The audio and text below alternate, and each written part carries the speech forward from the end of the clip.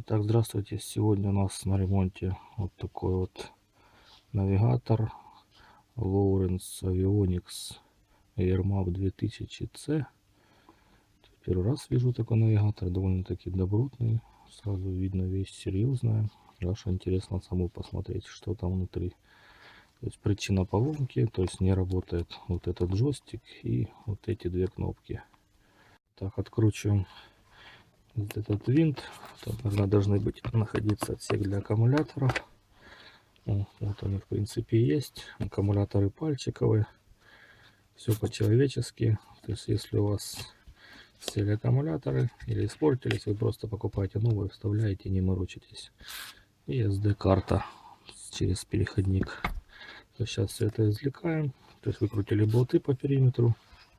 И будем вскрывать корпус.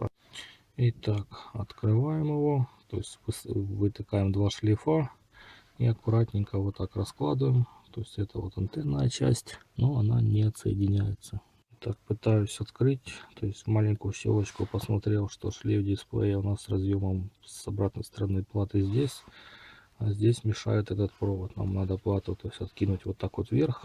А этот провод мешает. И здесь он припаянный, а там где-то прикрученный к матрице. Поэтому отпаиваем этот провод. И вот так вот аккуратненько поднимаем. И извлекаем ее. Так, сняли плату.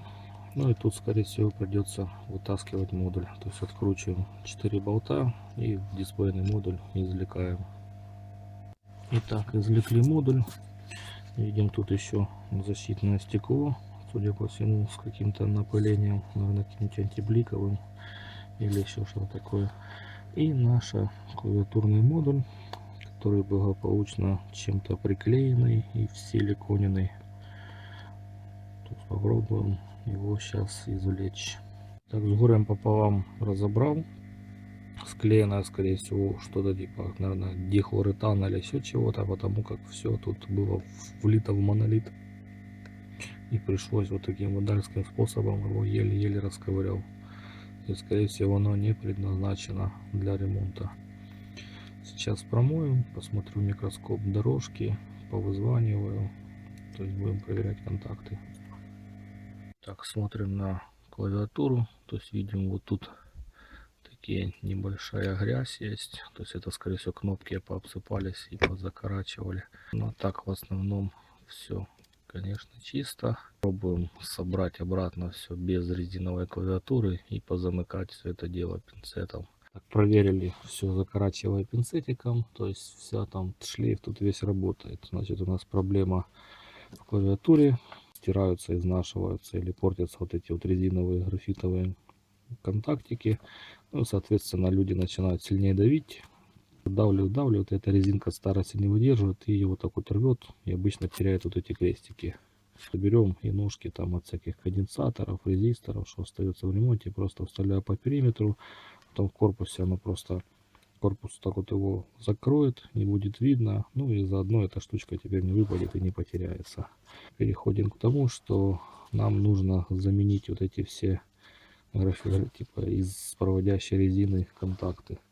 То есть под замену нашел вот такую вот польскую какую-то для ремонта пультов вместе с клеем резиновые накладочки. Так, вначале обезжириваем, естественно, чтобы у нас все прилипало.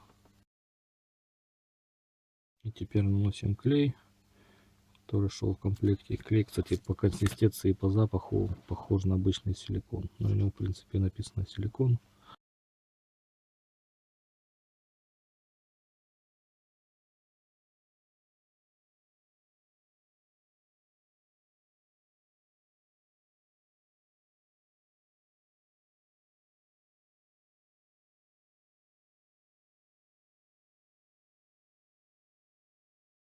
Итак, приклеили и оставляем высыхать. Так, дальше вставляем центральную часть и немножечко паяльником вот так вот вплавляем эти крайние наши железячки. Все вставили. Теперь легонечко, наверное, прихвачу на пару капель термоклея, так как нужно все проверить. А для этого основательно склеивать еще рано, потому как вдруг после этих манипуляций где-то что-то не заработает. Итак, включили, проверяем кнопки. Как видим, все эти наши хорошо заработали. Крестик вниз, право-лево работает, а вот вверх немножко вообще так легонечко нажимается. То есть поэтому сейчас надо что-то немножко переделать, так как это не дело. То есть может случайно нажимать вверх. Итак, снимаем термоклей теперь. Хорошо, что мы приклеили всего лишь на термоклей, а не на суперклей. Так, разобрал, немножечко переиграл. То есть крепление сделаю теперь не со стороны кнопок, а между ними, чтобы при нажатии они вот так вот свободно как-то может двигались. Может так будет лучше. То есть вот теперь они как-то вот так будут нажиматься. Не знаю, насколько затея удачная, но в случае с мастырками всегда надо пробовать и искать наилучший вариант. Так вот собрали, проверяю. То есть все довольно-таки неплохо получается. Тут он видим, железяка оторвана. Видно, или клиент сам пытался, или кому-то давал, пытались кнопки почистить. Это просто декоративная алюминиевая накладка. Так, все заработало. Теперь окончательно хорошо тут все полностью пролью термоклеем.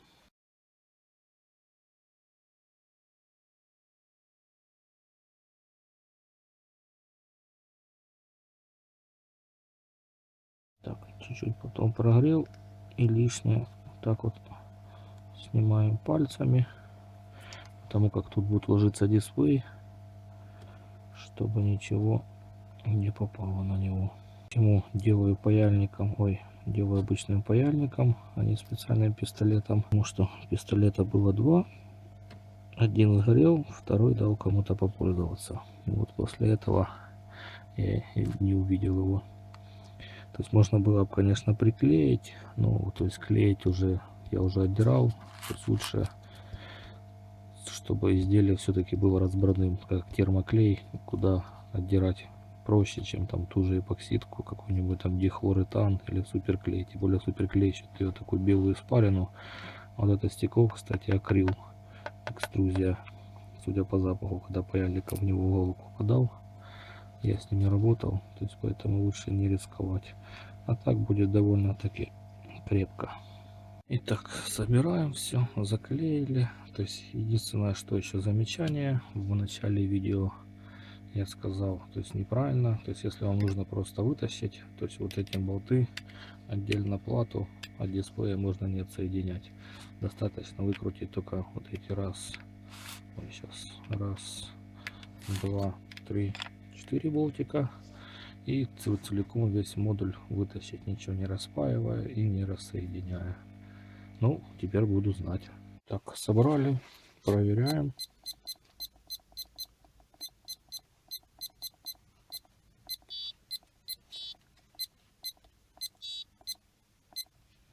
То есть так, все кнопки заработали.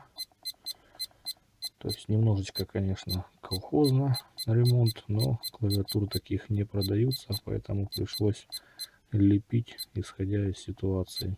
Спасибо за внимание. Подписывайтесь на канал, ставьте лайки, оставляйте комментарии. Всего хорошего.